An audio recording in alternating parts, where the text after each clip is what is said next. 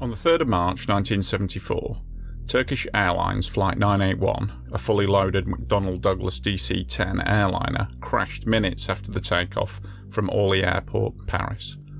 All 346 people on board were killed, and at the time it was the worst air crash on record.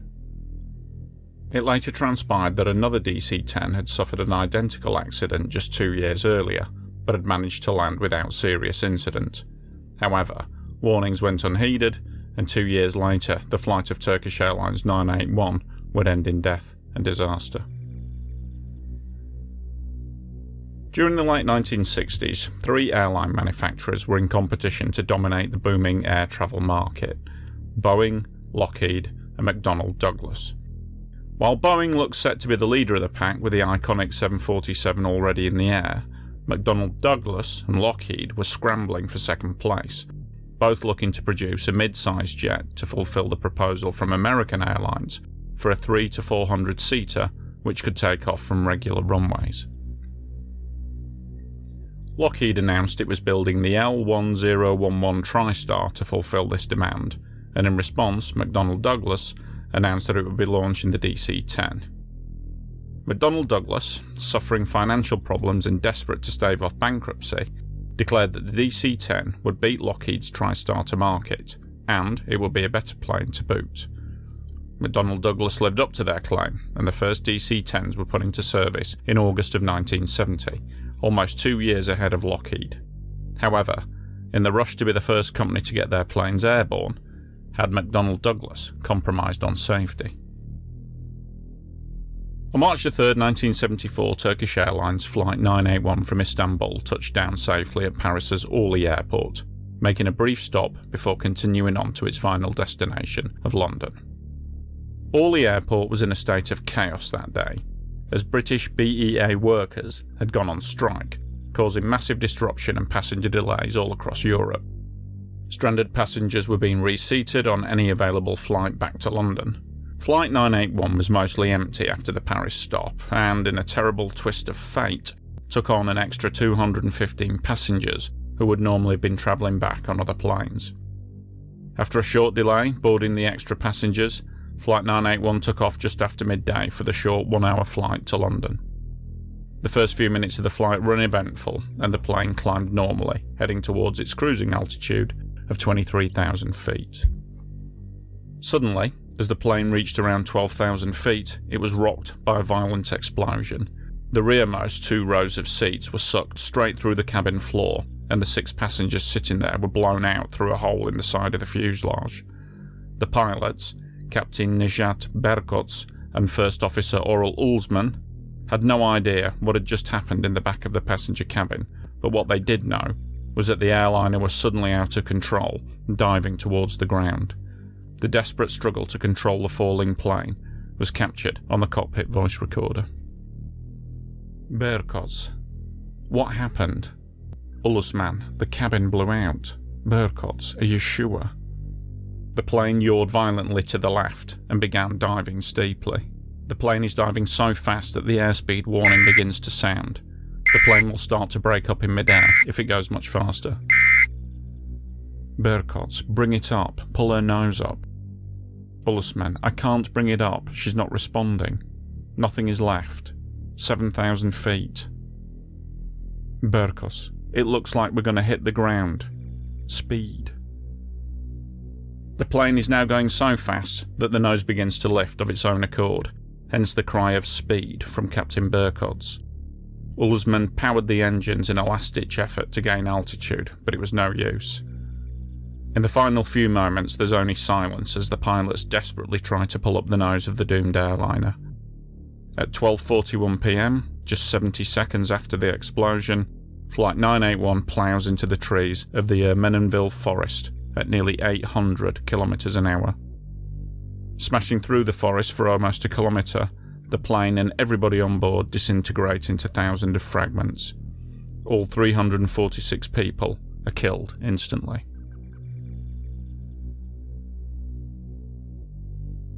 Emergency services rushed to the scene, but it was immediately apparent that this was not a rescue operation. The plane, its passengers and cargo were scattered over 65,000 square meters, torn into thousands of unrecognisable pieces.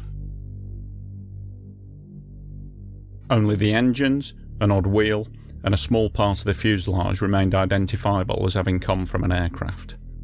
Of the passengers, only 20 victims were able to be identified as intact bodies by the rescue services.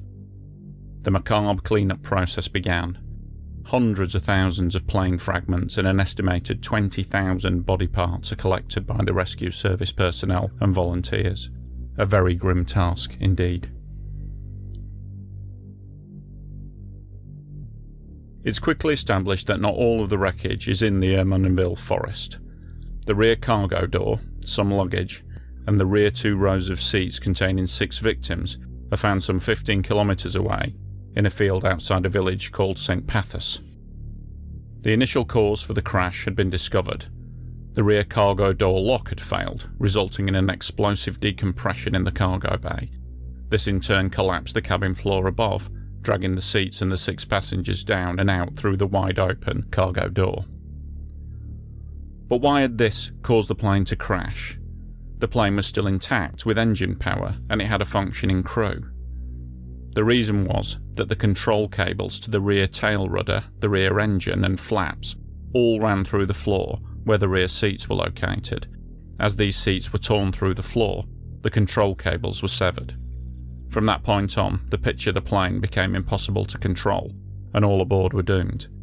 It was a series of events that could lead to a total loss of an aircraft, and what made it worse was that McDonnell Douglas knew all about this problem, and instead of fixing it, had tried to skirt around it to save costs and reputation. During the design phase, the DC10 had been given an outward opening rear cargo door in order to maximise space for cargo inside. And the problem with outward opening doors is that the pressure inside the aircraft works against them. The higher the plane goes, the more pressure is exerted against the door, trying to force it open. They need a very secure locking mechanism to prevent an explosive blowout.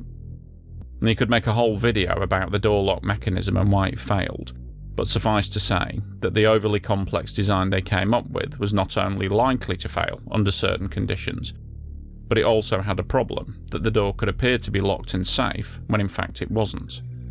It was possible to have a situation where the lock had not fully engaged, and yet there was no warning light on in the cockpit, and the baggage handler who closed the door from the outside would have no idea that the door wasn't locked properly either. Nobody would know until it was too late. This potential to lose the whole aircraft had shown itself during ground testing back in 1970, when the aft cargo door blew out, collapsing the floor and severing the control cables to the tail. Now, instead of rectifying this potentially fatal flaw, McDonnell Douglas simply blamed human error. They insisted that the door hadn't been closed properly by the test operator. However, the obvious and deadly design flaw was just ignored, as it would cause too much delay and cost to undertake a redesign. Then, in 1972, a DC-10 flying out of Detroit suffered explosive decompression as the rear cargo door blew out at 12,000 feet. In an almost identical series of events, the rear cabin floor collapsed and the plane lost control and began to dive. Luckily for the 67 people on board, the exceptional skill of the captain and the first officer in using the engines to steer allowed for a very risky emergency landing. A fatal crash had been narrowly averted, and importantly, the NTSB investigators had a clear picture of what happened and what was needed to fix the problem. The NTSB report recommended urgent modifications to the cargo door locking mechanism and additional venting inside the cabin to prevent the floor collapse. Unbelievably, the FAA didn't mandate these changes, but instead relied on a promise from McDonnell Douglas that they would deal with this in-house and in their own time. Now, McDonnell Douglas did send out some service advisory bulletins asking airlines to make the modifications to the door lock, but in reality, not much changed. Some DC-10s continued to fly with the same fatal design flaw. The plane involved in the Ermenonville disaster was fuselage number 29. This was one of 6 DC-10s sold to Turkish Airlines in late 1972. The cargo door modifications had not been undertaken on this plane, Somehow, the missing work had been signed off by McDonnell Douglas inspectors as completed. In the rush to get the planes in service for the Christmas period, corners were cut. The handover from the McDonnell Douglas engineers to their Turkish counterparts was rushed and chaotic. There was language confusion, missing service manuals, poor maintenance facilities. They all made for a rough handover. Somewhere in all this confusion, somebody accidentally bent the locking rod on the aft cargo door, and then added metal shims to the switch contacts on the door, so that the warning light in the cockpit would turn off after the door was shut, even if it wasn't closed properly. A poor design had just been made so much worse. It's incredible that Turkish Airlines managed to fly this plane for 15 months with this jury-rigged cargo door, but any luck they had had ran out for 346 people on March 3, 1974, in the skies outside of Paris. In the initial aftermath after the crash, McDonnell Douglas again tried to blame human error for the cause, insisting that the baggage handler at Orly Airport must have been to blame. However, the FAA's failure to implement the NTSB recommendations soon came to light, and the press covering the disaster made sure that all these failings came to the public's attention. Pretty soon, the idea of safety concerns being brushed off to save reputation and money, shady backroom deals, and gentlemen's agreements had become fixed in the mind of the public. The expose of a memo showing McDonnell Douglas were well aware of the potential for a major catastrophe due to the cabin floor design, then put this whole saga into the realm of criminal negligence. McDonnell Douglas faced multiple lawsuits from families of the victims in the largest ever action filed against a civil aviation company. After attempting to blame everyone but themselves, McDonnell Douglas finally settled out of court for a sum equivalent to about $500 million in today's value. The NTSB recommendations were finally mandated by the FAA, and the aft cargo door design flaw was finally fixed. Although this would not be the last crash involving a DC-10, never again would people die due to the failure of the rear cargo door. During the research of this topic, it became clear to me that it's impossible to lay the blame for this terrible accident at the door of just one person or one single company, because there were failings all along from all sides. The FAA officials who refused to mandate the changes, the airline executives who, in a bid to save their company, ignored the dangerous design flaw exposed during ground testing, the people responsible for jury-rigging the cargo door, the original aircraft design, the fuselage builders who knew that the rear cabin floor was dangerous, the inspectors who signed off on the work which never had been done. All of these factors came into play on that fateful day, 12,000 feet above the outskirts of Paris.